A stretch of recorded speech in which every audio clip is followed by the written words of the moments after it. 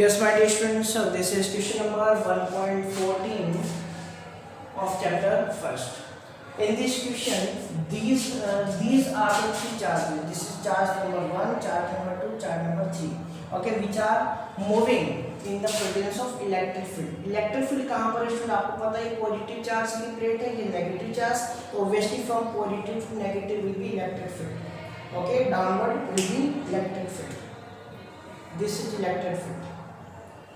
Okay students, तो सबसे पहले आपको क्या बताना है, give the sign of the charges. Charges के आपको साइन बताना है. तो इन चार्जेस के साइन कैसे अपन आइडेंटिफाई कर सकते हैं, ये चीज आपको पता है. पॉजिटिव नेगेटिव से स्टूडेंट आपको पता है अट्रैक्ट होता है, और नेगेटिव पॉजिटिव से. अगर ये चार्ज नंबर 1 एंड 2 पॉजिटिव की तरफ जा रहे हैं, इसका मतलब दोनों ही कैसे हैं, नेगेटिव है. भाई नेगेटिव पॉजिटिव से अट्रैक्ट होगा. और यहाँ पर देखिए चार्ज नंबर 3 है, ये अपने पास नेगेटिव की तरफ आ रहा है, इसका मतलब क्या है, पॉजिटिव है. कि पॉजिटिव नेगेटिव से क्या होगा, अट्रैक्ट होगा. तो अपन को यहाँ से बात तो पता चल गई कि अपने पास जो फर्स्ट क्वेश्चन है उसका आंसर क्या होगा अपने पास, 4 charge 1, this will be negative charge. Okay, या फिर अपन बोल सकते हैं charge number 1 and charge number 2 both are negative charge. Okay, charge charge 3, okay, this will be positive charged. Okay, second question क्या है अपने पास, which charge has the highest charge to mass ratio. highest charge to mass ratio का मतलब, charge to mass ratio का मतलब हो गया Q by M. Q by M. Okay students, अब Q by M कहाँ से अपन को पता चल सकता है स्टूडेंट, ये आपको पता होना चाहिए. आपको पता होना चाहिए स्टूडेंट कि अपने पास जो एक्सेलरेशन होता है वो अपने पास क्या होता है, this is the F upon M. Okay, तो अगर मैं यहाँ पे इसकी वैल्यू पुट करूँ, आपको पता है चार्ज है, these are the charges and these are moving in the presence of electric field. आपको पता है पॉजिटिव चार्ज इलेक्ट्रिक फील्ड की डायरेक्शन में मूवमेंट करता है. तो अगर ये पॉजिटिव चार्ज ये क्या कर रहा था भाई, v वेलोसिटी के साथ मूवमेंट कर रहे हैं सारे. Okay, these are moving with the v velocity. Okay, then after अपन बोलेंगे कुछ टाइम के बाद में जैसे ही अपने पास यहाँ पे इलेक्ट्रिक फील्ड का इसका इफेक्ट पड़ेगा, तो ये क्या करने लगेंगे, मूवमेंट करने लगेंगे, इसका डिस्प्लेसमेंट होने लगेगा. चार्ज अपने पास एक्स डायरेक्शन मूवमेंट कर रहा था, लेकिन इलेक्ट्रिक फील्ड के कारण इसके ऊपर क्या लगेगा स्टूडेंट, फोर्स लगेगा. अगर नेगेटिव चार्ज है तो इलेक्ट्रिक फील्ड से ऑपोजिट डायरेक्शन में क्या लगेगा, फोर्स लगेगा. जैसे यहाँ पर देखिए ये दोनों नेगेटिव चार्जेस हैं, तो ये कैसे मूवमेंट कर रहे थे, एक्स डायरेक्शन में, पर धीरे धीरे धीरे कहाँ चले गए, अपने पास वाई की डायरेक्शन में चले गए. ये क्या हो गया इनके बीच में, डिस्प्लेसमेंट. क्यों, क्योंकि इसके ऊपर क्या लगा, फोर्स लगा. ऐसी चार्ज नंबर 3 है, पॉजिटिव चार्ज है, तो ये किस तरह मूवमेंट करेगा, in the direction of electric field. Okay, तो देखो ये नीचे की तरफ आ गया. बात समझ रहे हो. तो अगर मैं यहाँ से इसके अंदर एक्सेलरेशन की बात करूँ, तो ये क्या होगा, फोर्स अपॉन m. फोर्स क्या होता है, this is the QE. Force क्या लगेगा इसके ऊपर, Q by E. सही बात है, यहाँ पर जो फोर्स लगेगा डाउनवर्ड क्या होगा, this will B Q by E force. Okay, this is upon m. तो यहाँ से हमें एक बात पता चली कि यहाँ पे Q by M देखो किससे आ सकता है, एक्सेलरेशन से आ सकता है. ओके, मतलब यहाँ पे आपको एक्सेलरेशन की बात करनी पड़ेगी, बट ओनली एक्सेलरेशन से अपन ये पता नहीं लगा सकते कि कौन सा ज्यादा है. Q by M अगर ज्यादा होगा, इसका मतलब उसका एक्सेलरेशन भी क्या होगा, ज्यादा होगा. सही बात है. और अगर एक्सेलरेशन ज्यादा होगा तो अपन यहाँ पे ये बोलेंगे कि अपने पास डिस्प्लेसमेंट का रिलेशन एक्सेलरेशन के साथ होता है. डिस्प्लेसमेंट का रिलेशन किसके साथ होगा, एक्सेलरेशन का. तो स्टूडेंट आपको यहाँ पे एक्सेलरेशन डिस्प्लेसमेंट फाइंड आउट करना पड़ेगा. मतलब आपको ये पता करना पड़ेगा कि जो चार्जेस हैं अपने हॉरिजॉन्टल लाइन से कितना डिस्प्लेस हुआ. मान लो ये अपने पास चार्ज नंबर 3 है, तो ये अपने पास कितना डिस्प्लेस हुआ, अगर मुझे ये पता चल जाए तो मैं क्या कर सकता हूँ, यहाँ पे एक्सेलरेशन और इनका रिलेशन निकाल सकता हूँ. बात आ रही है समझ में स्टूडेंट. तो अपन इसको कैसे सोल्व कर सकते हैं, ध्यान से देखो. तो इसके लिए अपन जनरल डायग्राम बनाएंगे स्टूडेंट. सबसे पहले अपन एक्सेलरेशन की बात कर लेते हैं. Acceleration of each charge. Okay, so this is the A is equal to F upon M. This is QE upon M. Okay, so this is the acceleration. आगे अपन बात करते हैं. Suppose this is the general diagram. Okay, this is positive charge and this is negative charge. Okay, यहाँ पर अपन अभी एक ही charge consider कर रहे हैं, केवल अपन यहाँ पर अपन प्रोजेक्टाइल मोशन को कंसिडर करते हैं। आपको पता है यहाँ पे तीनों ही केस में कौन सा मोशन हो रहा है, प्रोजेक्टाइल मोशन। तो स्टूडेंट आपको पहले प्रोजेक्टाइल मोशन के कॉन्सेप्ट सारे आने चाहिए, तब जाके आपके पास समझ में आएगा। ओके, अपन यहाँ पे कोई भी पर्टिकुलर चार्ज नहीं लिया, यहाँ पे अपने केवल जनरल कंडीशन ले लिया कि अगर अपने पास कोई भी चार्ज मूवमेंट कर रहा है, अगर वो डिस्प्लेस होता है थोड़ा बहुत भी, तो अपन यहाँ पे इसका रिलेशन q/m से कैसे निकालें। मान लो अगर मैं बोलूँ कि ये y डायरेक्शन में डिस्प्लेसमेंट कितना हो रहा है, बताओ y हो रहा है। भाई चार्ज अपने पास पहले यहाँ पे था, चार्ज पहले कहाँ पे था, इस जगह पे था। अब देखो ये ऊपर से कहाँ पर आ गया, यहाँ तक आ गया, देखो ये पॉइंट है। तो ये y डायरेक्शन में कितना डिस्प्लेसमेंट हुआ, y डिस्प्लेसमेंट हुआ।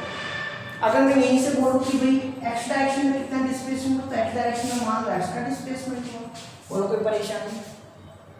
तो अपन यहाँ पर बात करेंगे डिस्प्लेसमेंट इन y डायरेक्शन, क्योंकि वो इजी पड़ेगा। ओके, तो यहाँ से अपन क्या बोल सकते हैं, displacement in y direction, in y direction. Okay, so this will be y is equal to, वैसे आपको दिख रहा है,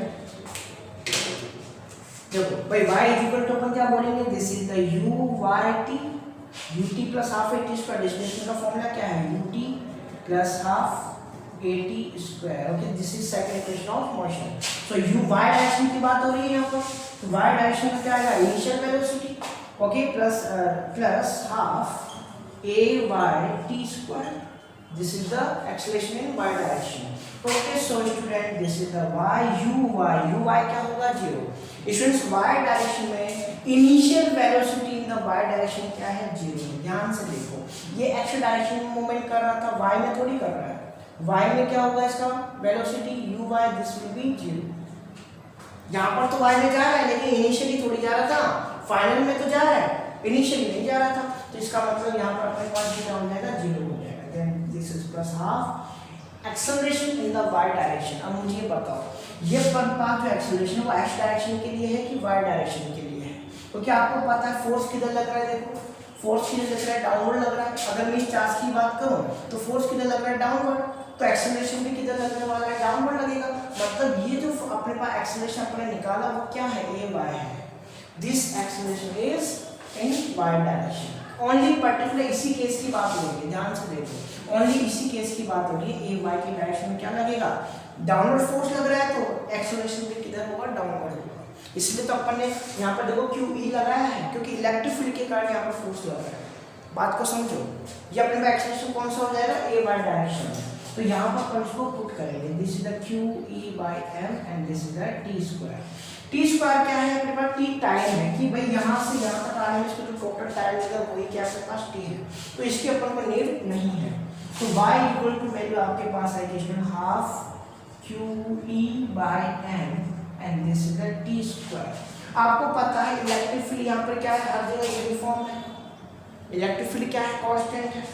टाइम जो है वो भी कांस्टेंट है। देखो ध्यान से, सभी चार्जेस के लिए यहाँ से स्टार्ट हुए यहाँ पर आ गए, तो टाइम भी अपन को क्या लेना है, स्टूडेंट कांस्टेंट ही लेना है, ठीक है। या फिर आप इसको इस तरीके से समझ सकते हो, देखो ध्यान से, सभी चार्ज ने डिस्टेंस कितनी ट्रेवल की, बताओ, x डिस्टेंस ट्रेवल करेंगे, और सभी की वेलोसिटी कितनी थी, v थी। अगर मैं यहाँ पर टाइम की जगह पर वैल्यू पुट करूँ तो मुझे पता है टाइम की जगह पर वैल्यू कितनी आएगी, बताओ। टाइम इक्वल टू क्या होगा, डिस्टेंस अपॉन टाइम। डिस्टेंस कितनी ट्रेवल की, बताओ, x। ओके, x डायरेक्शन में कितना अपने पास डिस्टेंस ट्रेवल की इन्होंने, x अपॉन वेलोसिटी। वेलोसिटी कितनी है, सबकी v है। ओके, तो यहाँ से आप ये भी पुट कर सकते हो, this is x upon v whole square. तो देखो x भी कांस्टेंट है, देखो सभी ने इक्वल डिस्टेंस ट्रेवल किया। ध्यान से देखो, आप बुक में देखोगे डायग्राम में सारा क्या इक्वल है, यहाँ से स्टार्ट हुआ और यहाँ पर खत्म हो गया। तो x डायरेक्शन में अपने पास डिस्टेंस क्या है, अपने पास this is constant, velocity constant है, मतलब ये पूरा टाइम क्या होगा, आपका कांस्टेंट होगा। इलेक्ट्रिक फील्ड भी कांस्टेंट है, हाफ भी कांस्टेंट, बचा कौन, चार्ज एंड मास। मास क्या है, देखो चार्जेस का डिफरेंट है, पॉजिटिव चार्ज का अलग होगा मास और नेगेटिव का अलग होगा। मतलब y किसके डायरेक्टली प्रोपोर्शनल हो गया, this is directly proportional to q/m, this is directly proportional to q/m। तो अब अपन को यहाँ पे सीधा सीधा एक रिलेशन मिल गया कि जो q/m है, देखो charge to mass ratio, charge to mass ratio, this is directly proportional to displacement in the y direction. सभी के लिए यही चीज अप्लाई होगी। मैं अगर यहाँ पर देखूं तो आप देखो, मुझे बताओ कि यहाँ पे हॉरिजॉन्टल डायरेक्शन में ये है, यहाँ से इसका डिस्प्लेसमेंट y है, ऐसे देखो इसका हॉरिजॉन ये हो गया अपने पास, इसका डिस्प्लेसमेंट ये हो गया y1 मान लो, ऐसे इसका हॉरिजॉन ये हो गया और इसका डिस्प्लेसमेंट मान लो y2। तो आप देख के आइडिया लगा सकते हो स्टूडेंट कि अपने पास सबसे ज़्यादा डिस्प्लेसमेंट जो हो रहा है वो चार्ज 3 का हो रहा है। Charge 3 has the maximum displacement. तो यहाँ पर आप लिखोगे, क्या लिखोगे, because the displacement of charge 3 is maximum, so the q by m will be maximum for the charge 3। Okay, देख सकते हो ये लाइन, क्या लिखोगे, दोबारा बोल रहा हूँ, that because displacement of charge 3 is maximum, so the q by m will be maximum। तो चार्ज 3 का अपने पास q by m सबसे क्या होगा, ज्यादा होगा। Okay students, so this is the solution of this question. Thank you।